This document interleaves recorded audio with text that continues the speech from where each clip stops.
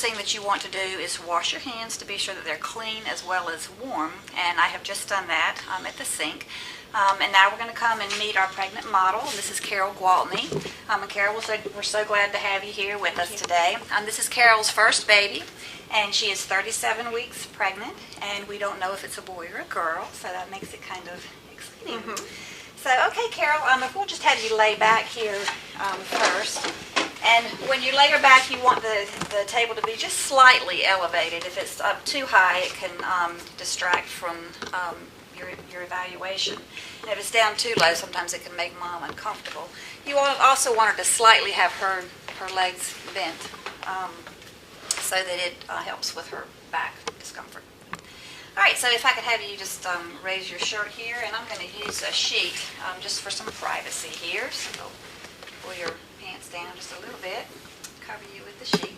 And the first thing you want to do is just visualize her abdomen, and there's several things that you want to note. One is if she's got any rashes.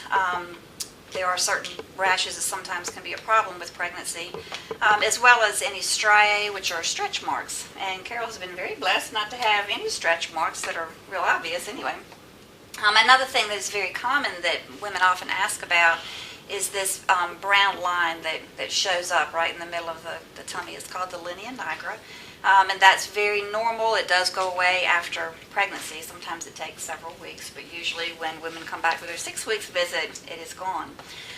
You can also look at her abdomen and get an idea of the lie of the baby.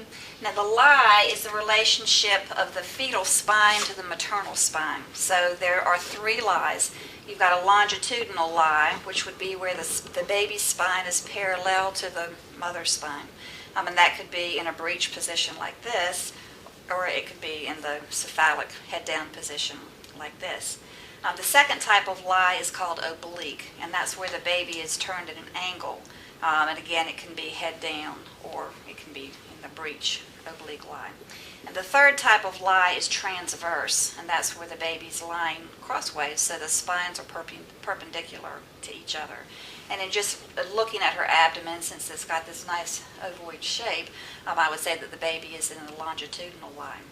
Okay, now we're going to assess Leopold's Maneuver. And this maneuver is to evaluate where the baby's position is. And so you want to see, is the baby, the presentation head down, which is cephalic, or is the baby breech? You also want to evaluate how big the baby is in this maneuver. You can assess that as well. So the first thing you want to do is to lay your hands on her abdomen, and this is where you want to be sure that they're nice and warm. And your hands are on either side of the abdomen, and you walk up her abdomen to see where the fundus is. Now, the fundus is the very top. If you just go straight to the top, sometimes it's a little bit harder to find. So by walking up the sides, that makes it a little bit easier.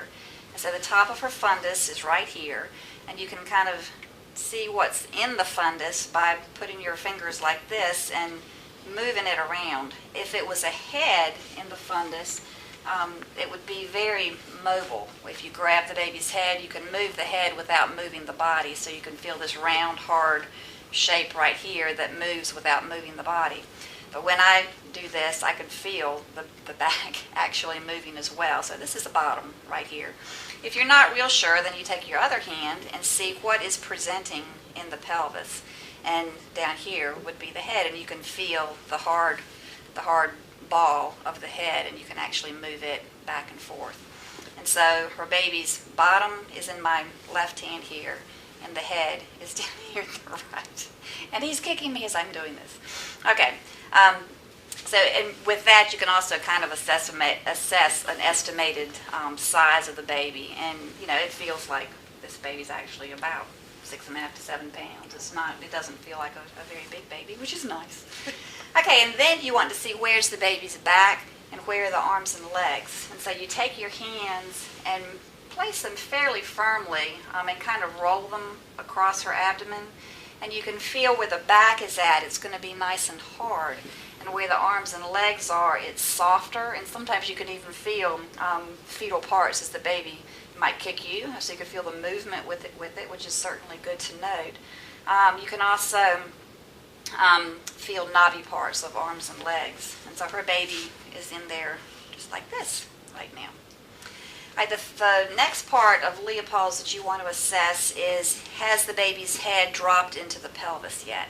And so for that part of the maneuver, you have to turn and face her feet. And you put your fingertips just above the pubic bone, and you're checking to see, can you get your fingers in between the pubic bone and the baby's head. And this baby has actually already dipped into the pelvis.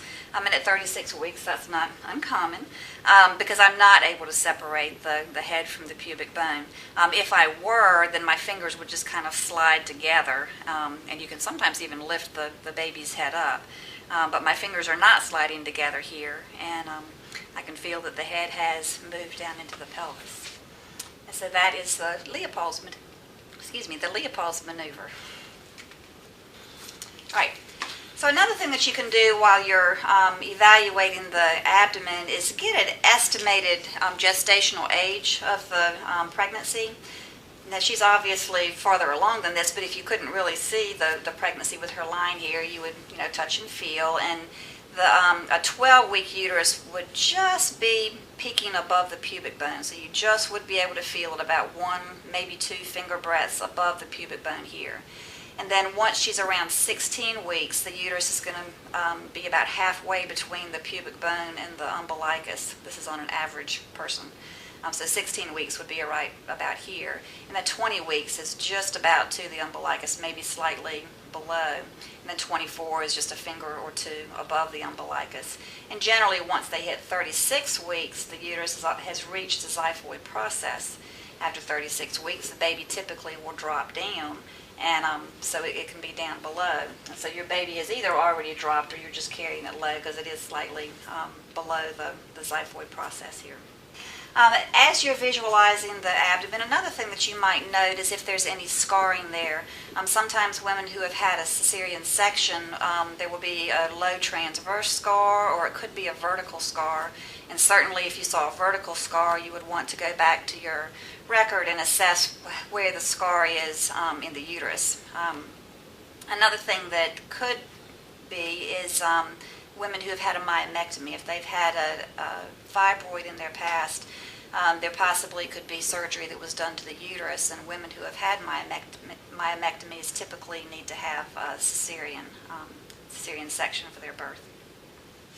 Okay, so now that we have done the Leopold's maneuver, we want to get the baby's heartbeat, and now that we know that the back is over here because we just assessed for that, we should be able to hear the heartbeat over the baby's back. That's usually the easiest place to hear it.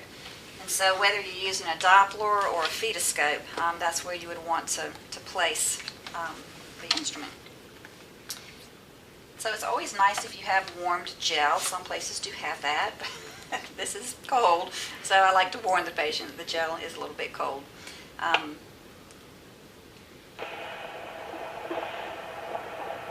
Here's the baby's heartbeat. Okay, so once you get the heartbeat on the monitor, certainly you can look and see what it says, but it's also nice to count it.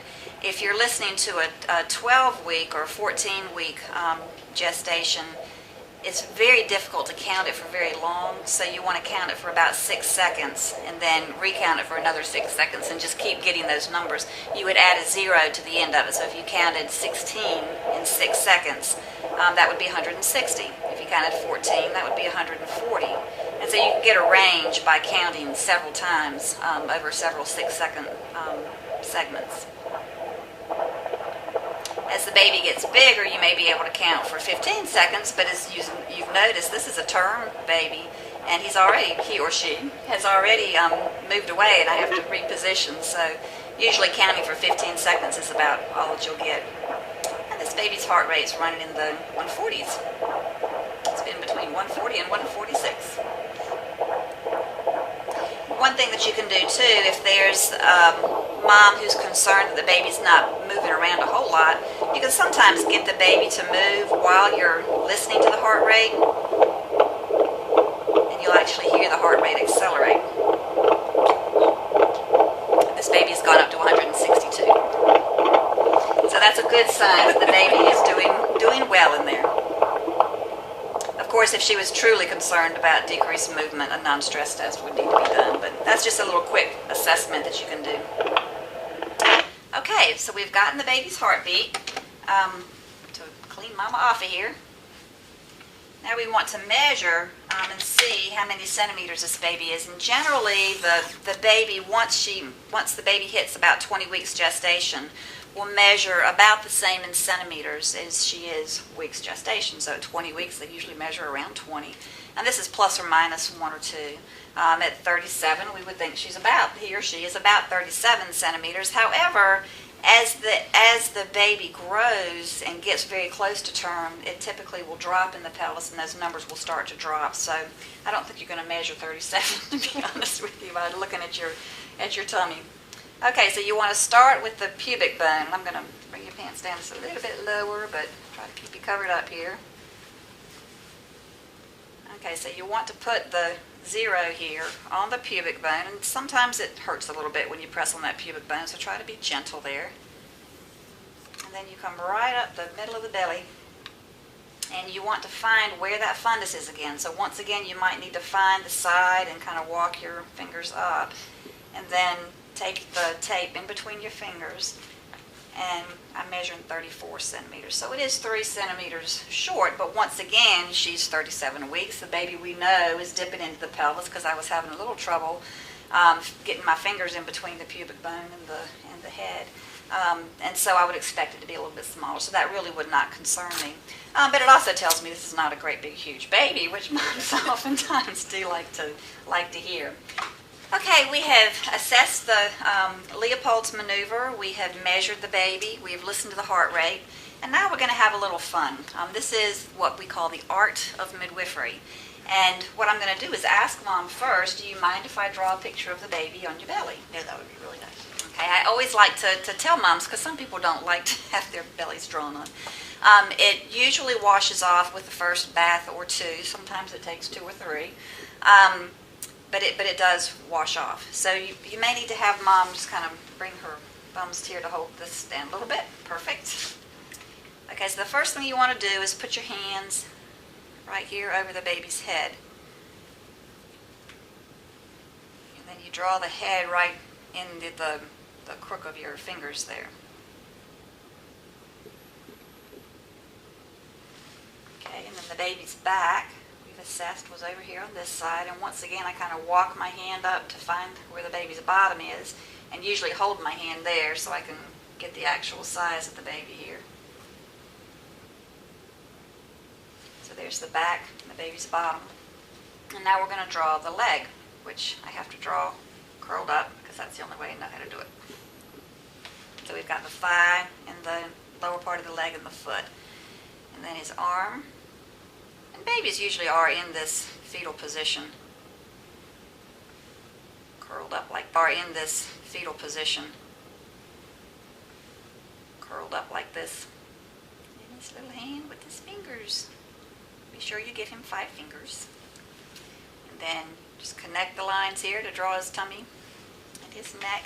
And then I like to put a little heart right where I heard the heartbeat, because once she gets home, she can have family members actually lay their ear over that heart and hear the baby's heartbeat with their ear, which is certainly fun to do. Kind of hard for Mama to do it, but other people that you feel close to can do that. So you can see the baby's in the cephalic or head down position. His back, arms and legs on the left side.